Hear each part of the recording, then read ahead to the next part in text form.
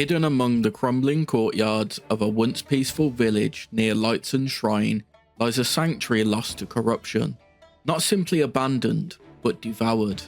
Here, in the echoes of ruined prayer halls and overgrown paths, a twisted figure presides, the master raider, man-eating Dhutanga, a towering silhouette draped in scorched robes, his face frozen behind an opera mask smeared with madness and reverence. Dhutanga is not a guardian by design. He is an usurper of holiness, a devourer of rights.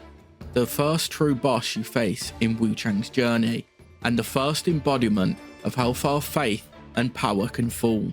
Long before the feathering plagued Shu, Dhutanga was infamous, not as a prophet or a monk, but as a tomb raider.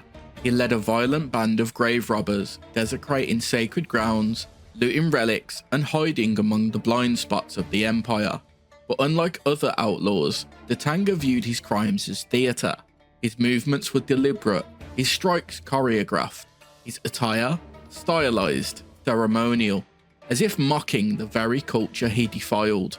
He carved out his dominion within the revered Hangguang Zen temple, not as a defiler, but as a pretender priest, a master of performance cloaked in stolen ritual. Then came the feathering, a supernatural blight that unmade man and spirit alike.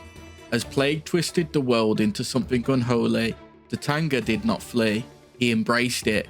He sealed the Lightsun temple from within, not to protect it, but to claim it. He would become more than a raider, more than a man. He would become the keeper of a corrupted order, the host of a new, hunger-driven rite, where death was no longer a punishment, but an offering.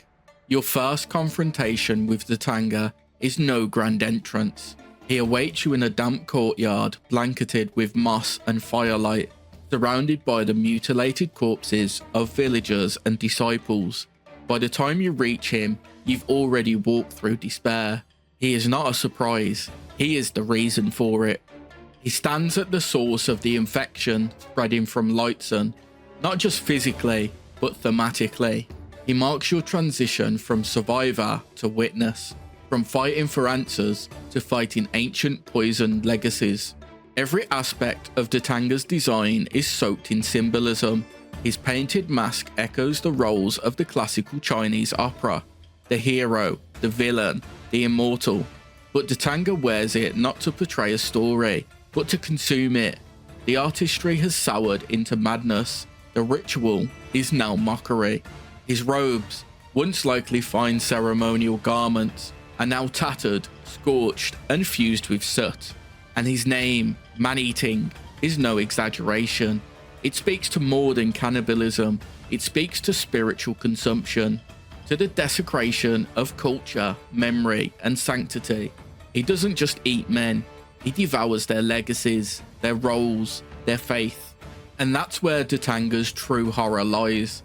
Not just in what he's become, but in what he represents. He's the first major symbol of what the feathering has done to Shu. Holy places have become war camps. Sacred texts are now fuels for fire. Temples once filled with chanting are now filled with screaming. Dhutanga stands at the crossroads of that transformation. A man who clung to structure, to theatre, to control, and twisted it into a blood rite. His hunger isn't just bodily, it's existential. In death, he doesn't rest. He performs a final, endless act. By sealing off Lightsun Temple, Dhutanga didn't just take shelter, he declared dominion. He fashioned himself as the High Priest of Ruin. His rites are self-written, his followers long dead or transformed into hollow vessels. In that courtyard, beneath the haze of fire and ash, you are not just fighting to live, you're confronting the collapse of meaning itself. Master Raider, man-eating Dhutanga, is not just your first real boss. He's the tone setter, a twisted sentinel who warns, what you knew is gone, what you believe will be tested, what you are may not survive. His defeat doesn't bring relief, it opens the gate to deeper darkness, forgotten temples, blood-stained scrolls, and the whispering question that haunts Wuchang's journey.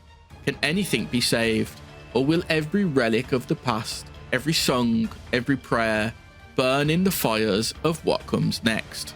Thank you for joining me in this lore deep dive into the Master Raider, man-eating Dhutanga. What do you think he truly desired?